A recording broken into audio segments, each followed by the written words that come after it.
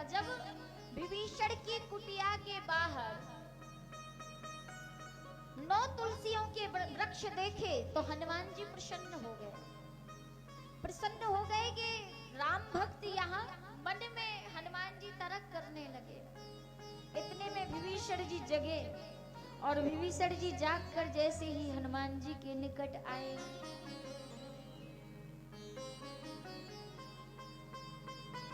हृदय से लगा लिया,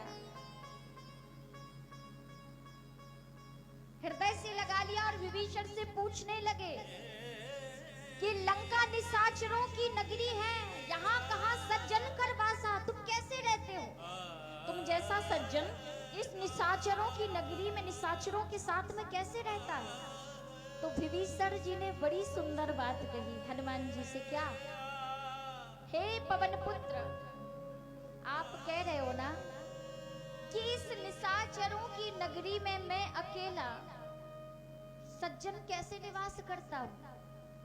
तो सुनो, मैं ऐसे रहता हूं जैसे 32 दांतों के बीच में अकेली जीभ रहती है। जैसे 32 दांतों के बीच में अकेली जिह्वा रहती है, वैसे ही मैं इस निशाचरों की नगरी में निशाचरों के साथ में रहता हूं।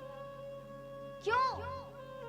क्योंकि सौंप दिया सब भार तुम्हीं पर, जीत तुम्हीं पर, हार तुम्हीं पर, नैया डुबा दे चाहे पार लगा दे, जीवन है तेरे हवाले सावरिया प्यारे, है तेरे हवाले। मैंने तो अपनी जीवन की डोर रघुनाथ जी के हाथ में सौंप दी है, और जिसने अपने जीवन की डोर रघुनाथ जी के हाथ में सौंप दी हो उसको किस बात की चिंता?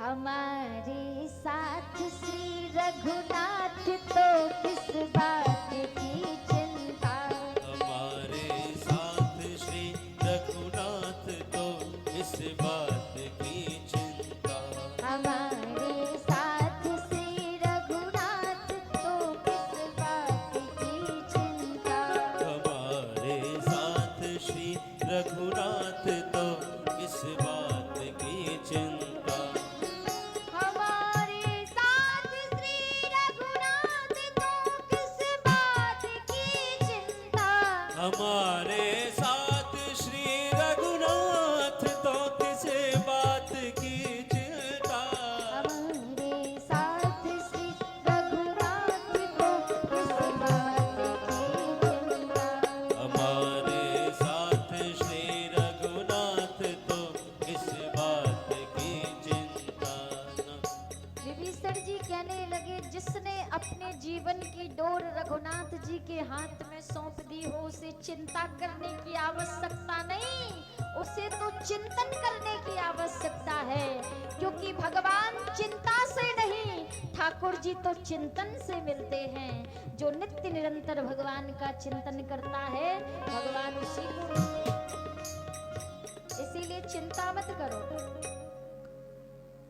थोड़ा सा अगर हमारा जीवन अस्त व्यस्त हो जाए तो हम खोपड़ी पे इतनी चिंता को, भार को रख लेते हैं, इतनी चिंता, इतनी टेंशन। अरे चिंता कौन करता है? चिंता चिंता एक ऐसी वस्तु है कि जो चिता होती है वो मुर्दे को भस्म करती है, लेकिन चिंता जीते जी व्यक्ति को जलाकर राख कर देती है। इसीलिए चिंता मत करो, चिंतन करो।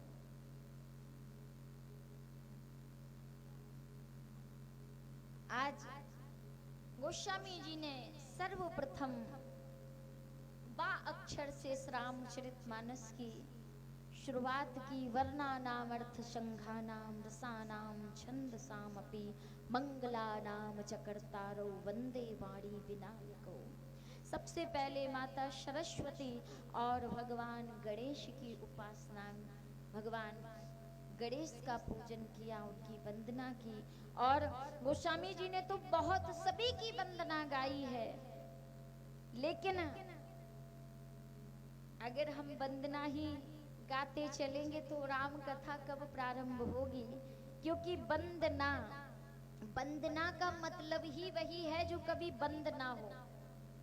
वंदना का मतलब जो कभी बंद ना हो, उसी का नाम है वंदना। और गोस्वामी जी महाराज ने इतनी वंदना गाई है, इतनी वंदना गाई है। पहले तो श्री राम नाम की वंदना गाई है।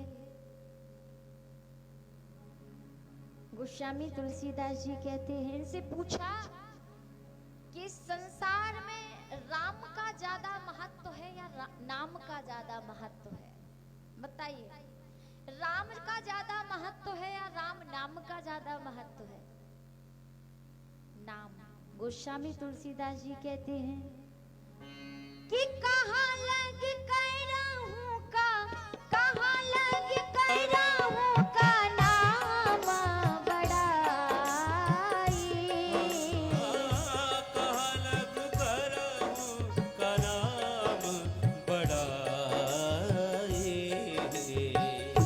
राम न सका है नाम गुण गाई। राम न सकहि नाम गुण गाई। कहाँ लग कराहू का, कहाँ लग कराहू का नाम बड़ाई। कहाँ लगु करहु का नाम बड़ाई। कहाँ लग कराहू का नाम बड़ाई। कहाँ लगु करहु का नाम बड़ाई। राम न सकहे, राम न सकहि नाम गुण गाई। राम न सकहे नाम गुण गाई। राम न सकहि नाम गुण गाई।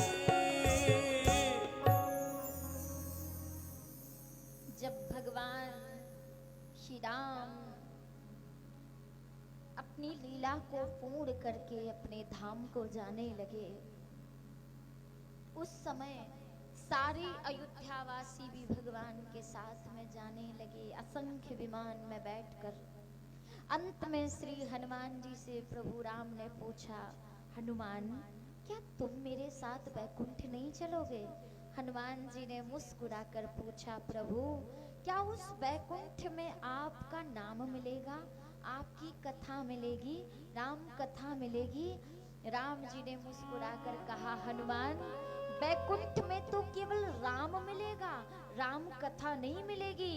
हनुमान जी ने कहा, तो प्रभु क्षमा करना, मुझे ऐसा वैकुंठ भी स्वीकार नहीं जिस वैकुंठ में राम तो हो लेकिन राम नाम न हो। मुझे ऐसा वैकुंठ नहीं चाहिए।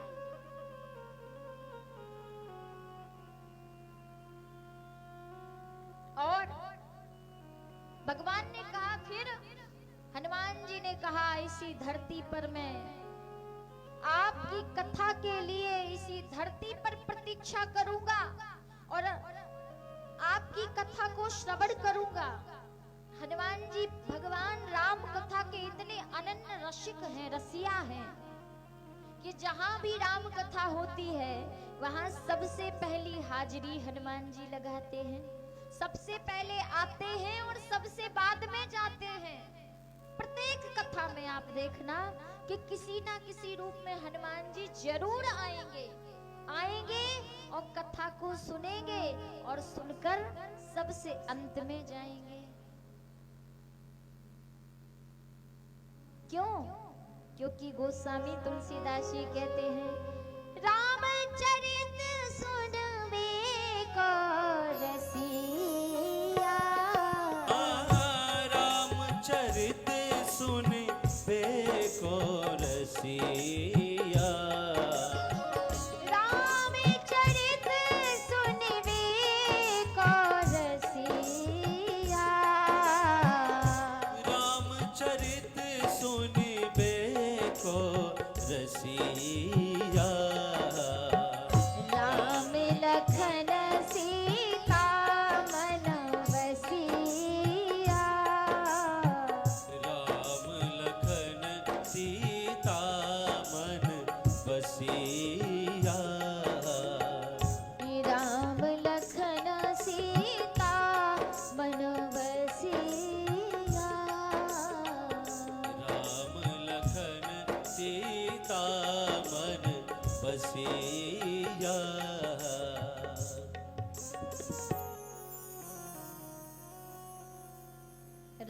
चरित सुनवे को रसिया।